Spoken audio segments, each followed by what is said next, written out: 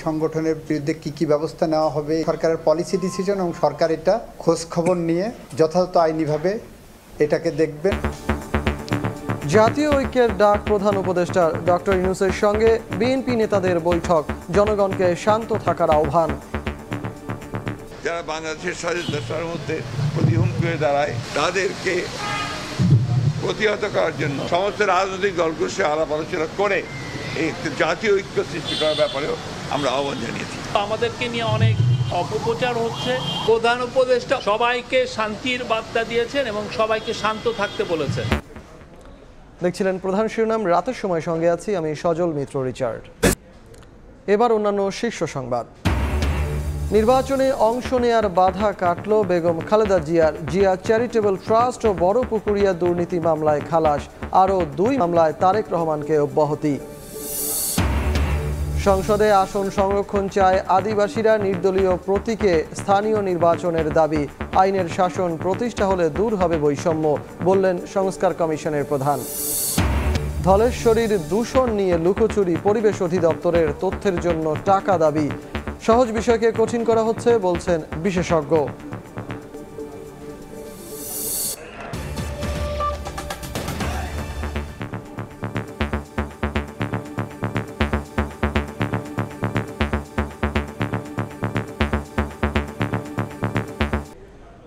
আইনজীবী আলিফ হত্যার প্রতিবাদে উচ্চ আদালতে বিক্ষোভ করেছেন বিএনপির আইনজীবীরা। আলাদা কর্মসূচি পালন করেছেন জাতীয় নাগরিক কমিটি ও সাধারণ আইনজীবীরা। এদিকে ইসকন নিষিদ্ধ চেয়ে হাইকোর্টে আবেদন করেছেন এক আইনজীবী। আগামীকালের মধ্যে সরকারের অবস্থান জানাতে বলেছেন আদালত। স্বৈরাচারের পলাতক স্বৈরাচারের লোকজন তো নামতে পারছে না, এখন তার ইসকনের উপর নির্ভর করছে বাংলাদেশের রাজনীতি আবার আসার জন্য। বাংলাদেশের মানুষকে মৌলবাদী বানাবার কোন অবস্থাতে চেষ্টা করবেন না। তাই সরকারকে বলছে এই ইসকনকে বাতিল করেন। এখানে ইসকন নামে কোন সংগঠন রাষ্ট্রনামন করতে পারবে না। মোদী সরকার হাসিনাকে ব্যবহার করে শুভেন্দু সরকারকে কলকাতায় রেখে আর এইদিকে ইসকনকে মাঠে নামিয়েছে। এই যে যুগসূত্র বাংলাদেশের মানুষ বুঝে গেছে। আগে হিন্দুত্ববাদী উগ্র সংগঠন ইসকন নিষিদ্ধ চেয়ে হাইকোর্টে আবেদন করেন এক আইনজীবী। নির্দেশনা চাওয়া হয় চট্টগ্রাম ও রংপুরে জরুরি অবস্থা জারির।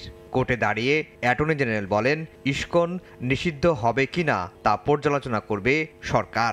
এই সংগঠন রেজিস্টার্ড কিনা, এই সংগঠন নিষিদ্ধ হবে কিনা, এই সংগঠনের বিরুদ্ধে কি ব্যবস্থা নেওয়া হবে, এই সংগঠনের অস্তিত্ব কি, এই সবগুলো বিষয় সরকারের পলিসি ডিসিশন এবং সরকার এটা খোঁজ খবর নিয়ে যথাযথ আইনিভাবে এটাকে দেখবেন। বৃহস্পতিবার ইসকন নিষিদ্ধের বিষয়টি ফের উঠবে উচ্চ আদালতে।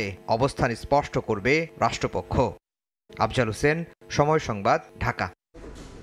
চলমান সংকট নিরসনে সব রাজনৈতিক দলের সঙ্গে আলোচনা করে জাতীয় ঐক্য গঠনের আহ্বান জানিয়েছে বিএনপি। সন্ধ্যায় প্রধান উপদেষ্টার সঙ্গে বৈঠক শেষে একথা জানান দলটির মহাসচিব মির্জা ফখরুল ইসলাম আলমগীর। বলেন, সামনে কঠিন চ্যালেঞ্জ, এখন ঐক্যের কোনো বিকল্প নেই। আর প্রধান উপদেষ্টার প্রেস সচিব বলেন, বর্তমান পরিস্থিতিতে সবাইকে শান্ত থাকার আহ্বান জানিয়েছেন ডক্টর ইউনূস। দেশের উদ্ভূত পরিস্থিতিতে বুধবার সন্ধ্যায় প্রধান উপদেষ্টার সঙ্গে বৈঠক করতে যমুনা যায় মির্জা ফখরুলের নেতৃত্বে 5 সদস্যের একটি প্রতিনিধি দল। ঘণ্টাব্যাপী বৈঠকে আলোচনা হয় চট্টগ্রাম প্রসঙ্গ ও নির্বাচনী রোডম্যাপ সহ নানা বিষয়ে। বৈঠকে বিএনপির পক্ষ থেকে দেশের বর্তমান পরিস্থিতি নিয়ে উদ্বেগের কথা জানানো হয় প্রধান উপদেষ্টাকে। দেশের সার্বভৌমত্ব রক্ষায় বিভাজন যাতে সৃষ্টি না হয় সে লক্ষ্যে সরকারকে জাতীয় ঐক্য গঠনে উদ্যোগ নেয়ার আহ্বান জানান দলটির মহাসচিব। বিগত সময়ের সব নির্বাচনে ফ্যাসিবাদের দোসররা জোর করে ক্ষমতায় এসেছে অভিযোগ করে পৌরসভা ও সিটি কর্পোরেশনের মতো ইউনিয়ন পরিষদ ভেঙে দেওয়ার দাবি জানান মির্জা ফখরুল। বিশেষ করে গত কয়েকদিন ধরে যে আইন শৃঙ্খলা পরিস্থিতি, কোন পরিস্থিতি এবং আপনার ছাত্রদের কয়েকটি কলেজের সমস্যা নিয়ে এই বিষয়গুলো নিয়ে আমরা আমাদের যে দলের পক্ষ থেকে যে আমাদের উদ্বেগ, সেই উদ্বেগের কথা আমরা তাকে জানিয়েছি। সেই সঙ্গে আপনার এটাও বলেছি যে আমাদের নির্বাচন যেটা সবচেয়ে বেশি প্রয়োজন, সংস্কারগুলোকে আপনারা সম্পূর্ণ করে অবিলম্বে যত দ্রুত সম্ভব রোড ম্যাপ দেওয়ার কথা আমরা বলে এসেছি যে একটা রোড ম্যাপ অত্যন্ত জরুরি। পরে প্রধান উপদেষ্টার প্রেস সচিব বলেন, জাতীয় ঐক্যের মাধ্যমে সংকট সমাধানের পাশাপাশি সবাইকে শান্ত থাকার আহ্বান জানিয়েছেন প্রধান উপদেষ্টা ডক্টর মোহাম্মদ ইউনূস। প্রধান উপদেষ্টা জাতির স্ট্যাবিলিটির ক্ষেত্রে উনি সবার মধ্যে ইউনিটির কথা বলেছেন। আমরা এই বিষয়ে যা যা করার দরকার আমরা সবগুলো পদক্ষেপ নিয়েছি। চিফ অ্যাডভাইজার বলেছেন সবাইকে শান্ত থাকতে বলেছেন। চট্টগ্রামে আইনজীবী হত্যার ঘটনায় এই পর্যন্ত ফুটেজ দেখে 6 জনকে গ্রেফতার করা হয়েছে। এছাড়া হামলার অভিযোগে আরও 21 জন গ্রেফতার হয়েছে বলেও জানান প্রেস সচিব। 21 জনকে অ্যারেস্ট করা হয়েছে। ফারজানা আক্তার, সময় সংবাদ, ঢাকা। জিয়া চ্যারিটেবল ট্রাস্ট দুর্নীতি মামলায় খালাসের মধ্য দিয়ে নির্বাচনের অংশ নেয়ার বাধা কাটল বিএনপি চেয়ারপারসন বেগম খালেদা জিয়ার। বড়পুকুরিয়া কয়লা খনি দুর্নীতির মামলা থেকেও খালাস পেয়েছেন বেগম জিয়া। এছাড়া কর ফাঁকি ও চাঁদাবাজির মামলায় খালাস দেয়া হয়েছে তারেক রহমানকে। 2018 সালের 29 অক্টোবর জিয়া চ্যারিটেবল ট্রাস্ট দুর্নীতি মামলায় বেগম খালেদা জিয়াকে 7 বছরের কারাদণ্ড দেন ঢাকার 5 নম্বর বিশেষ আদালত। রায়ে জেল ছাড়াও বেগম জিয়াকে জরিমানা করা হয় 10 লাখ টাকা। পরে এই রায়ের বিরুদ্ধে আপিল করেন বিএনপি চেয়ারপারসন। 5 আগস্ট রাজনৈতিক পট পরিবর্তনের পর আপিল শুনানির উদ্যোগ নেয় তার আইনজীবীরা। বুধবার শুনানি শেষে সব আসামিকে খালাস দেন উচ্চ আদালত। দুদক আইনজীবীও বলছেন দুর্নীতির কোনো প্রমাণ মেলেনি সাক্ষ্য প্রমাণে।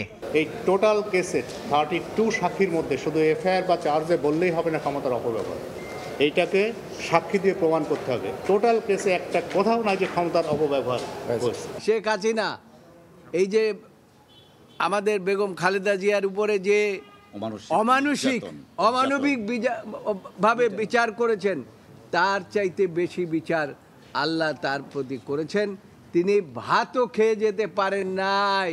এদিকে বড়পুকুরিয়া কয়লা খনি দুর্নীতির মামলা থেকে অব্যাহতি পেয়েছেন বিএনপি চেয়ারপারসন বেগম খালেদা জিয়া। খালাস পেয়েছেন সাবেক মন্ত্রী আলতাফ হোসেন চৌধুরী, ডক্টর খন্দকার মোশাররফ হোসেনও। বুধবার ঢাকার বিশেষ জজ আদালত 3 এই আদেশ দেন। তৎকালীন স্বৈরাচার সরকার কোনো রকমের ডকুমেন্ট দাখিল করতে পারে নাই বলে আমাদের বিরুদ্ধে মামলা এই চার্জ ফ্রেম করতে পারে।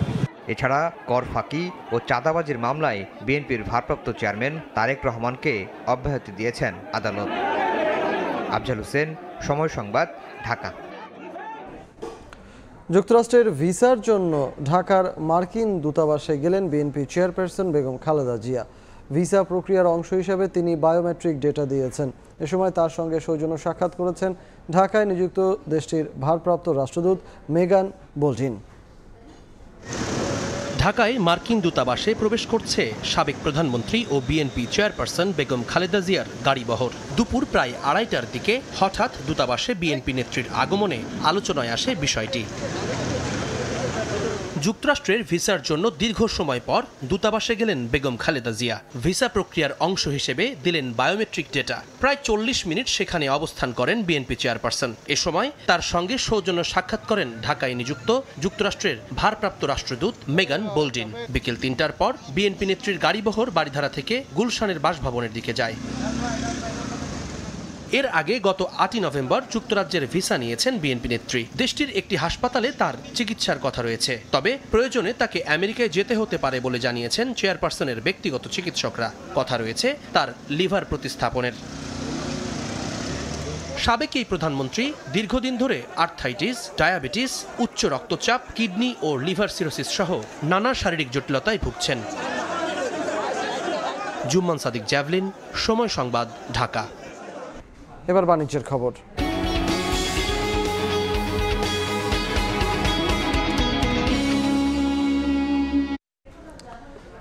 শ্রমিক অসন্তোষ দূর করতে আরও কিছু সময় প্রয়োজন জানিয়ে শ্রম ও কর্মসংস্থান উপদেষ্টা বলেছেন, সংকট সমাধানে প্রয়োজনে সর্বোচ্চ ঝুঁকি নিতেও প্রস্তুত তিনি। এদিকে পোশাক শ্রমিকদের ভর্তুকি মূল্যে টিসিবির মাধ্যমে খাদ্যপণ্য দেওয়ার পরিকল্পনার কথা জানিয়েছেন অর্থ উপদেষ্টা। তবে পরিবর্তিত পরিস্থিতিতে শ্রমিকদের ন্যায্য দাবির বিষয়ে আলোচনার কথা জানালেন শ্রম কর্মসংস্থান উপদেষ্টা। ঢাকায় পেশাগত স্বাস্থ্য ও নিরাপত্তা বিষয়ক কর্মশালায় উপদেষ্টা বলেন, শ্রমিকদের দাবি বাস্তবায়নে চেষ্টা অব্যাহত রেখেছেন সরকার। শ্রমিকদের যেটা ন্যায্য দাবি সেটা আমি চেষ্টা করবো যাতে আমরা আর্ন করতে পারি, সেটা মালিক পক্ষ থেকে হোক, সরকারের তরফ থেকে হোক, অথবা যেখান থেকে হোক। শ্রমিকদের সংকট সমাধানে সর্বোচ্চ ঝুঁকি নেওয়ার প্রস্তুতি রয়েছে জানিয়ে শ্রম উপদেষ্টা জানান, অসন্তোষ দূর করতে কিছুটা সময় প্রয়োজন। গিভ আস টাইম, আমরা আপনাদের থেকে শোষণ করার জন্য নয়, at least I can assure you that. আমি আপনাদের সাথে আপনাদের সমস্যা আমি যদি পারি সলভ করবো, না হলে শুনবো, সেটার জন্য আমার যদি দরকার হয় I can risk my life and go and talk to you sitting there on the street. এদিকে সরকারি ক্রয় ও অর্থনৈতিক বিষয় সংক্রান্ত উপদেষ্টা কমিটির সভা শেষে সচিবালয়ে অর্থ উপদেষ্টা জানান 10 লাখ পোশাক শ্রমিক ভর্তুকি মূল্যে টিসিবির মাধ্যমে খাদ্যপণ্য পাবে। টিসিবির ওদের রেগুলার যে প্রোগ্রামটা আছে 1 কোটি ইসের মধ্যে, ওরা বলছে ওখান থেকে ওরা সংস্কার করতে পারে। আমরা বলছি এটা আপনারা করেন 1 কোটির ভেতরেই আসে, কারণ 1 কোটিতে সব আমরা ইসে করতে পারি। আমরা বলছি আপাতত আপনারা এটা করেন, পরে শুধু গার্মেন্টস না অন্য ইস্যু তখন হয়তো আমরা দেখবো ওটা। এ সময় পণ্যের আমদানি ও বিক্রয় মূল্যের ব্যবধান কমার পাশাপাশি নিত্যপণ্যের বাজারে স্বস্তি ফিরতে শুরু করেছে বলেও দাবি করেন উপদেষ্টা। ফরহাদুর রহমান, সময় সংবাদ, ঢাকা।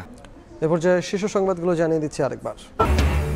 ষড়যন্ত্র মোকাবেলায় দল মত ধর্ম নির্বিশেষে জাতীয় ঐক্যের ডাক প্রধান উপদেষ্টা ডক্টর ইউনূসের সঙ্গে বিএনপি নেতাদের বৈঠক, জনগণকে শান্ত থাকার আহ্বান।